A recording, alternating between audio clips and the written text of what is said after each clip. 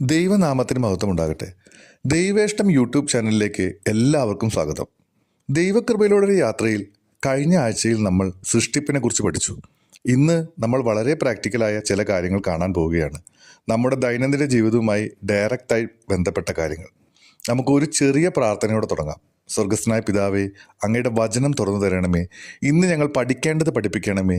യേശുവിൻ്റെ നാമത്തിൽ പ്രാർത്ഥിക്കുന്നു, ആമേൻ. നമുക്ക് ഉൽപ്പത്തി 2-ാം അധ്യായത്തിലേക്ക് പോകാം. ഇവിടെ വളരെ ഇൻട്രസ്റ്റിംഗ് ആയ ഒരു കാര്യം നമ്മൾ കാണുന്നു. ദൈവം ആദാമിനെ സൃഷ്ടിച്ചതിന് ശേഷം അവന് 3 കാര്യങ്ങൾ നൽകി. ഒരു ജീവിത പങ്കാളി, ഒരു ഭവനം, ഒരു തൊഴിൽ. അതായത് ഹൗവ, ഏദൻ തോട്ടം, തോട്ടക്കാരൻ. ഇപ്പോൾ നിങ്ങൾ ചിന്തിക്കൂ, ഇന്ന് എത്ര യുവാക്കളാണ് ഈ 3 കാര്യങ്ങൾക്ക് വേണ്ടി അന്വേഷിക്കുന്നത്?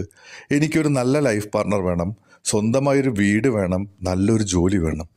നോക്കൂ, ആദാമിനെ ഇതൊന്നും ദൈവത്തോട് ചോദിക്കേണ്ടി വന്നില്ല. അവൻ്റെ ആവശ്യങ്ങൾ അറിഞ്ഞ് ദൈവം തന്നെ നൽകി. ഇവിടെ നമുക്ക് എന്താണ് മനസ്സിലാക്കേണ്ടത്? മത്തായി 6:8 യേശു പറയുന്നുണ്ട്, നിങ്ങൾക്ക് ആവശ്യമുള്ളത് എന്തെന്ന് നിങ്ങളുടെ പിതാവ് അറിയുന്നു. നിങ്ങളെന്നൊരു ജോലിക്ക് വേണ്ടി ടെൻഷനിലാണോ? ഒരു മാരേജ് പ്രപ്പോസലുമായി ബന്ധപ്പെട്ട് വിഷമത്തിലാണോ? വീട് സംബന്ധിച്ച് പ്രശ്നത്തിലാണോ?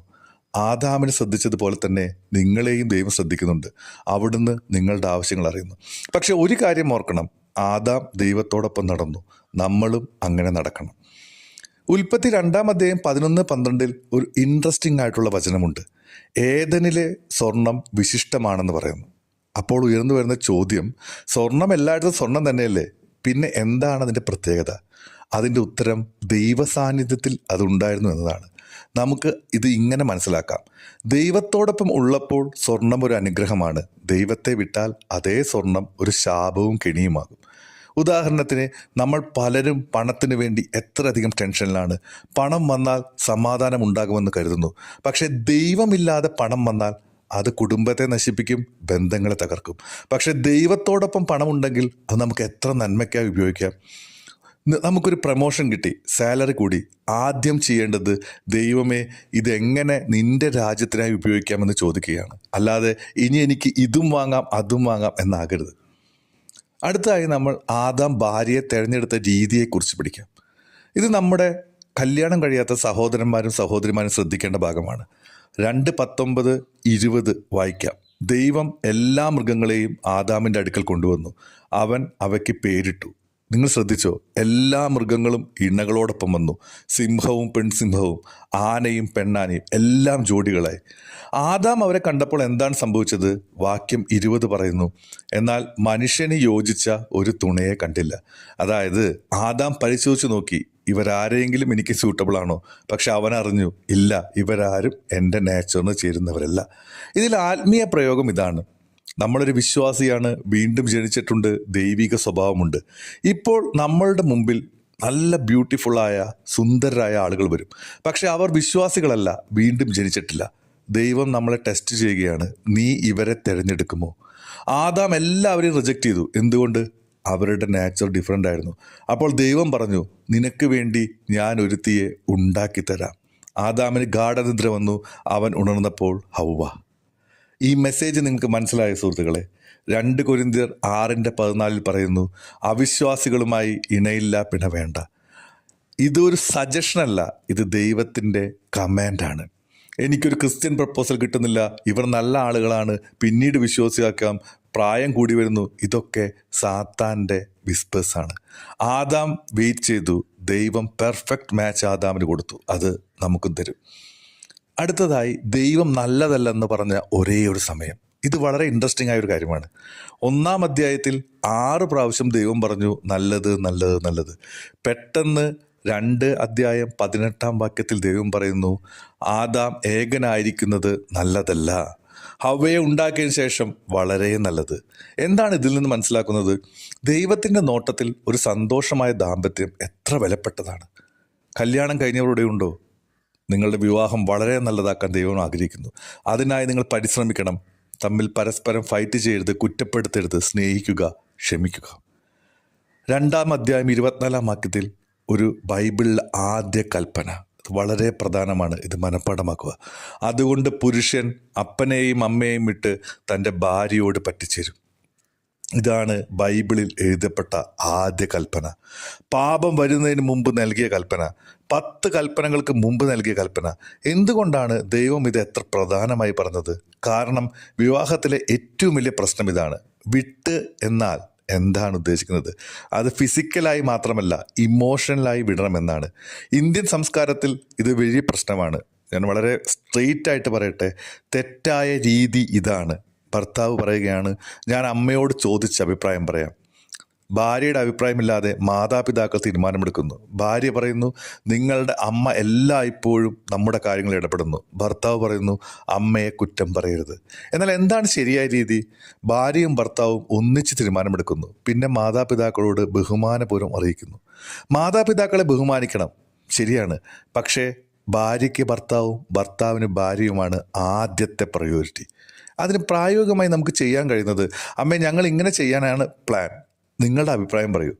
അങ്ങനെ അവരുടെ അഭിപ്രായം ആരായാം. പക്ഷെ ഫൈനൽ ഡിസിഷൻ ഭാര്യയും ഭർത്താവും ചേർന്നെടുക്കേണ്ടതാണ്.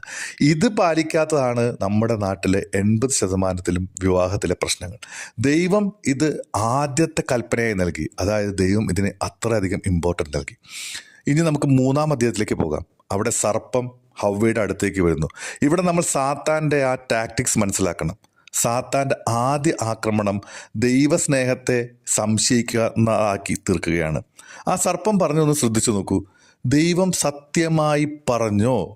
അവൻ സൂക്ഷ്മമായി സൂചിപ്പിക്കുന്നത് ദൈവം നിന്നെ സ്നേഹിക്കുന്നില്ല, സ്നേഹിച്ചിരുന്നെങ്കിൽ ഈ നല്ല ഫലം തിന്നാൻ അനുവദിക്കുമായിരുന്നു. ഇന്നും സാത്താൻ ഇതേ ടാക്ടിക്സ് ഉപയോഗിക്കുന്നു. ദൈവം നിന്നെ സ്നേഹിച്ചാൽ നിനക്ക് ഈ ബുദ്ധിമുട്ട് വരില്ലായിരുന്നു. ദൈവം നിന്റെ പ്രാർത്ഥന കേൾക്കുന്നില്ലല്ലോ. മറ്റുള്ളവരെ അനുഗ്രഹിക്കുന്നു, നിന്നെ അനുഗ്രഹിക്കുന്നില്ലല്ലോ. പ്രിയരെ, ഇത് സാത്താൻ്റെ നുണയാണ്. റോമർ 8:32 പറയുന്നു, തൻ്റെ സ്വന്തം പുത്രനെ തരാൻ മടിക്കാത്ത ദൈവം നമുക്കെല്ലാം തരാതിരിക്കുമോ? നിങ്ങൾ എന്തെങ്കിലും പ്രയാസത്തിലൂടെ കടന്നു പോകുന്നുണ്ടോ? പ്രാർത്ഥന ഉത്തരം കിട്ടാതെ വൈകുന്നുണ്ടോ?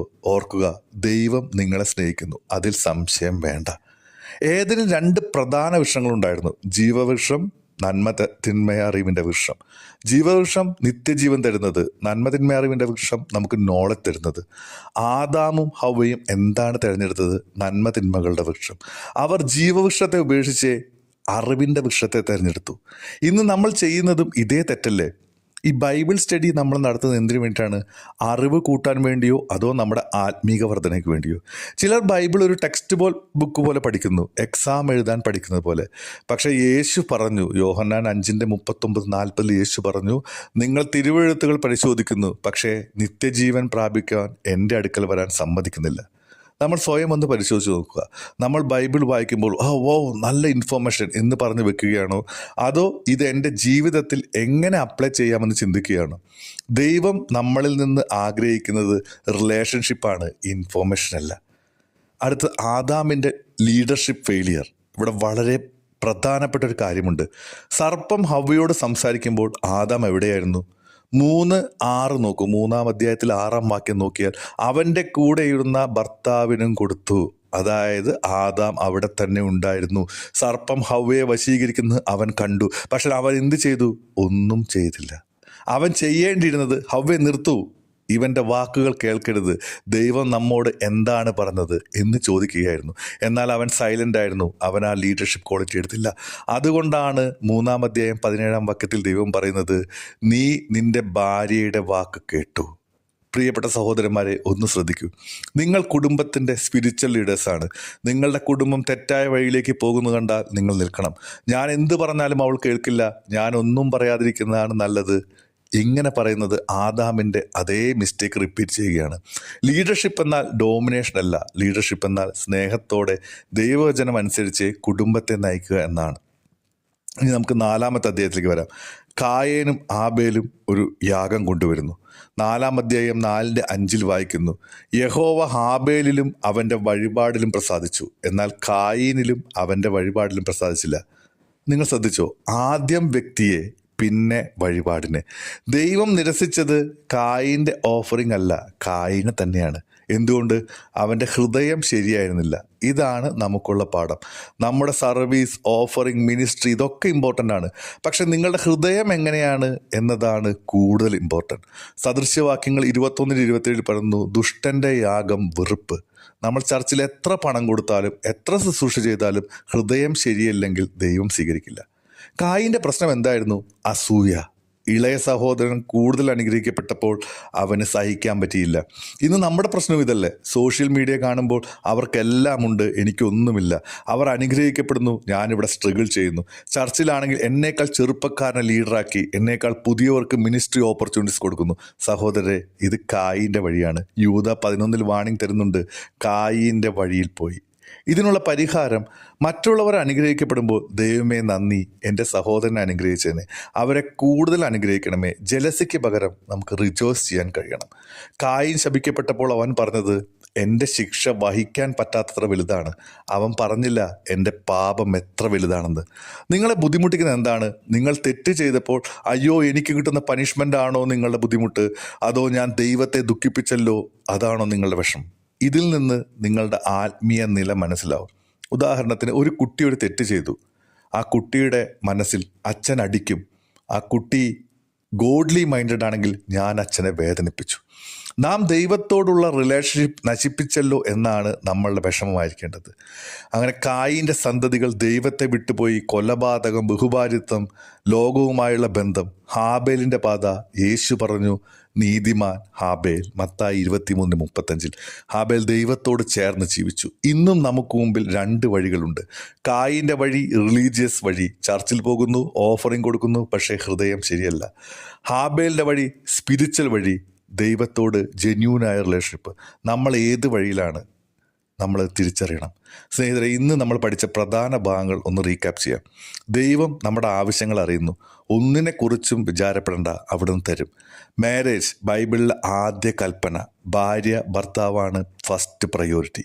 മാതാപിതാക്കളെ ബഹുമാനിക്കൂ, പക്ഷേ ഇമോഷണലി ഇൻഡിപെൻഡൻ്റ് ആകാൻ ശ്രമിക്കൂ. ലൈഫ് പാർട്ട്ണർ, അവിശ്വാസികളുമായി നമ്മളെ കൂട്ടുചേരരുത്. ദൈവം തരുന്ന ആ നല്ല ബെസ്റ്റിനായി നമ്മൾ വെയിറ്റ് ചെയ്യും. ബൈബിൾ സ്റ്റഡി അറിവിന് വേണ്ടിയല്ല, ജീവിക്കാൻ വേണ്ടിയാണ്. വായിച്ചത് നിങ്ങൾ പ്രാക്ടീസ് ചെയ്യണം. ലീഡർഷിപ്പ്, ഭർത്താക്കന്മാരെ നിങ്ങളുടെ ഉത്തരവാദിത്തം എടുക്കൂ, സ്നേഹത്തോടെ നയിക്കൂ. ദൈവസ്നേഹം ഒരിക്കലും നമ്മൾ സംശയിക്കരുത്. എന്ത് സംഭവിച്ചാലും അവിടുന്ന് നമ്മെ സ്നേഹിക്കുന്നു. അസൂയ, മറ്റുള്ളവരുടെ അനുഗ്രഹങ്ങൾ കണ്ട് സന്തോഷിക്കൂ, ഒരിക്കലും അസൂയപ്പെടരുത്. നമ്മുടെ ഹൃദയത്തിൻ്റെ നില നമ്മുടെ പുറത്തുള്ള പ്രവർത്തികൾ. ഹൃദയം ശരിയാക്കുക, അപ്പോൾ നമ്മുടെ ശുശ്രൂഷ അർത്ഥമുള്ളതാക്കും. ഇന്ന് നമുക്ക് ചെയ്യാൻ കഴിയുന്ന, ഈ ബൈബിൾ സ്റ്റഡിയിൽ പങ്കെടുത്ത് അനുഗ്രഹിക്കപ്പെട്ടവർക്ക് ചെയ്യാൻ കഴിയുന്ന ആക്ഷൻ പോയിൻറ്റ്സുകൾ ഈ ആഴ്ച. നിങ്ങൾ കല്യാണം കഴിഞ്ഞവരാണെങ്കിൽ നിങ്ങളുടെ ഭാര്യയോ ഭർത്താവുമായി ഈ ആഴ്ച ഒരു ക്വാളിറ്റി ടൈം സ്പെൻഡ് ചെയ്യൂ. ഉൽപ്പത്തി 2:24 ഡിസ്കസ് ചെയ്യൂ. നിങ്ങൾ അൺമാരീഡ് ആണെങ്കിൽ, നിങ്ങൾ വിവാഹിതരല്ലെങ്കിൽ 2 കൊരിന്ത്യർ 6:14 എഴുതി വെക്കൂ. നിങ്ങളുടെ സ്റ്റാൻഡേർഡ്, ദൈവവുമായുള്ള നിങ്ങളുടെ ആ ഒരു ബന്ധം ഒരിക്കലും കോംപ്രമൈസ് ചെയ്യില്ല എന്ന് കമ്മിറ്റ് ചെയ്യൂ. എല്ലാവരും, ഇത് കേൾക്കുന്ന എല്ലാവരും, ആരോടെങ്കിലും നിങ്ങൾ അസൂയുള്ളവരാണോ, അവരെ വിളിച്ച് അല്ലെങ്കിൽ മെസ്സേജ് ചെയ്ത് നിങ്ങളെ ദൈവം അനുഗ്രഹിക്കുന്നത് കണ്ട് ഞാൻ സന്തോഷിക്കുന്നു എന്ന് പറയൂ. ഡെയിലി ബൈബിൾ വായിക്കുമ്പോൾ ചോദിക്കൂ, ഇതെൻ്റെ ജീവിതത്തിൽ എങ്ങനെ അപ്ലൈ ചെയ്യാമെന്ന്. നമുക്ക് ഇന്നത്തെ പഠനം ഇവിടെ അവസാനിപ്പിക്കാം. ഒരു നിമിഷം പ്രാർത്ഥിച്ചുകൊണ്ട് നമുക്ക് അവസാനിപ്പിക്കാം. സ്വർഗസ്നായ പിതാവേ, അങ്ങയുടെ വചനത്തിൽ നന്ദി. ഇന്ന് പഠിച്ചവ ഞങ്ങളുടെ ജീവിതത്തിൽ അപ്ലൈ ചെയ്യാൻ സഹായിക്കണമേ. മേരീഡായുടെ വിവാഹം അനുഗ്രഹിക്കപ്പെടണമേ, അവരെ ഐക്യപ്പെടുത്തണമേ. വിവാഹിതരാവാത്തവർക്ക് അങ്ങ് നല്ലത് കാണിച്ചു കൊടുക്കണമേ. അവർ കോംപ്രമൈസ് ചെയ്യാതെ അങ്ങയുടെ നല്ലതിനായി വെയിറ്റ് ചെയ്യാൻ അവർക്കുള്ള കൃപ നൽകണമേ. അസൂയ എല്ലാം ഞങ്ങളിൽ നിന്ന് എടുത്തു കളയണമേ. സ്നേഹവും ക്ഷമയും നിറയ്ക്കണമേ. എല്ലാറ്റിനുമുപരി അങ്ങയോട് ജെന്യൂനായിട്ടുള്ള റിലേഷൻഷിപ്പ് വളർത്താൻ സഹായിക്കണമേ. യേശുവിൻ്റെ നാമത്തിൽ പ്രാർത്ഥിക്കുന്നു, ആമേൻ. പ്രിയമുള്ളവരെ, ഇന്നത്തെ ക്ലാസ് ഇവിടെ അവസാനിക്കുന്നു. അടുത്ത ആഴ്ച നമ്മൾ നോഹയുടെ കഥ പഠിക്കും. പ്രളയം, ദൈവത്തിൻ്റെ ജഡ്ജ്മെൻറ്റ്, അങ്ങനെ കൃപയിൽ കൂടി എങ്ങനെ പ്രവർത്തിക്കുന്നു എന്നുള്ള കാര്യങ്ങളെല്ലാം പഠിക്കും. കർത്താവ് നിങ്ങളോടൊപ്പം ഉണ്ടാകട്ടെ. ദൈവം നിങ്ങളെ ധാരാളമായി അനുഗ്രഹിക്കട്ടെ. ആമേൻ.